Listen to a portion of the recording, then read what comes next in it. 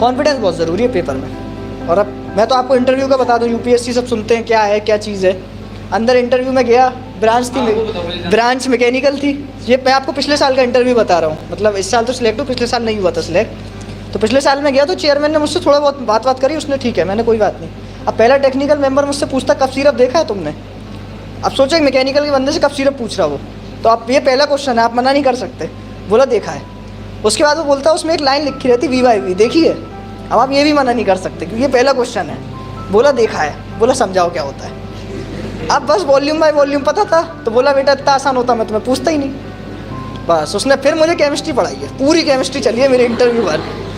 उसके बाद भी उसने मुझे कुछ भी कह दिया कि तुम्हें फोर्स की डेफिनेशन नहीं आती, तुम्हें इंजीनियरिंग नहीं आती, तुम उसको पलट के कुछ नहीं कह सकते, क्योंकि अगर तुमने उसे पलट के कुछ कहा तो तुम इंटरव्यू में सीधा फेल हो और बहुत बेइज्जती होती है अंदर।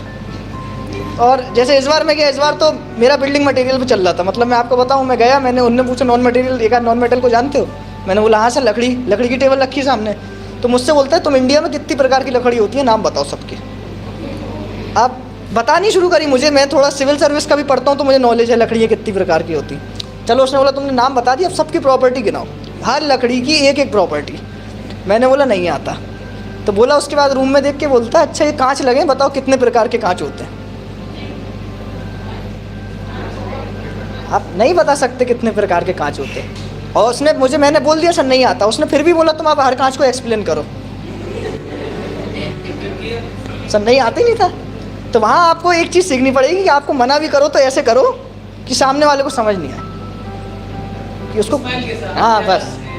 अच्छा तुम्हें याद होगा, ये तो मैंने कई बार भी बताया होगा क्लास के समय तुम लोग को बताया, प्रैक्टिकल देना है तो प्रैक्टिकल कैसे देना है तुम लोग को तो बताते हैं ना कि क्वेश्चन नहीं भी आ रहा है ना। हाँ सर, हाँ याद है कि क्वेश्चन अगर नहीं भी आ रहा है तो टेंशन लेने की जरूरत नहीं है, बस आप स्माइल के साथ बोलो नो सर, सॉरी सर, बस आप तो ये वही तो यार, वो भी तो इंसान है ना यार। उनके घर पे भी इतने बड़े बेटा बेटी या तो होंगे या फिर हो चुके होंगे इस दौर में भैया, तो कहने का मतलब उनको भी वही चीजें पता है।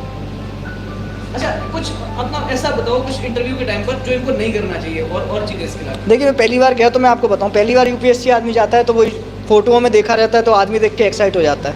हम भी एक्साइट हो गए थे तो मास्क उल्टा लगा लिया था। मतलब जो डंडी होती है वो नीचे थी और मास्क ऊपर था। तो अब जो मेरे सामने चेयरमैन बैठा था वो इंडिया का यंगेस्ट वाइस चांसलर है यूनिवर्सिटी का, इंडिया का यंगेस्ट। तो वो मेरे सामने बैठ के मुझे बहुत देर घूरा उसने। बोला ये मास्क तुमने उल्टा क्यों लगाया है। अब ये पहले आपके साथ ये चीज़ हो गई तो अब आपको अपना कॉन्फिडेंस बचाना है इस चीज़ में, क्योंकि लोग इसी में कॉन्फिडेंस लूज़ कर देंगे आधे।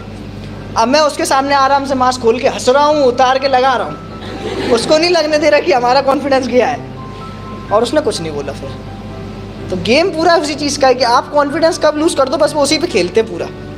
क्योंकि देखिए यूपीएससी के पूरे इंडिया में 11 मेंबर होते हैं और ये 11 मेंबर हर चीज़ के इंटरव्यू लेते हैं, इंजीनियरिंग सर्विस, सिविल सर्विस, जो अपने सेंट्रल आर्म फोर्सेस है उन सबके इंटरव्यू वही लेते हैं और वही आदमी नंबर देता है। तो उसे सारी डोमेन की नॉलेज कभी नहीं होती, ये गारंटी है। या आप समझ लीजिए उसे गारंटी नहीं नॉलेज होती है, वो सिर्फ आपसे बन के पूछेगा। कि जैसे उसने मुझसे इस बार पूछा तुम नैनो टेक्नोलॉजी जानते हो, बोला हाँ। उसने वो नहीं पूछा, बोला इससे हायर टेक्नोलॉजी बता दो इंडिया में। अब नैनो से हायर तो मुझे भी आती थी क्वांटम, मैंने बोल दी क्वांटम अच्छे सुन के नाम खराब हो जाता। उसने पूछा समझाओ, मैंने कुछ भी समझाया, उसे कुछ नहीं आया।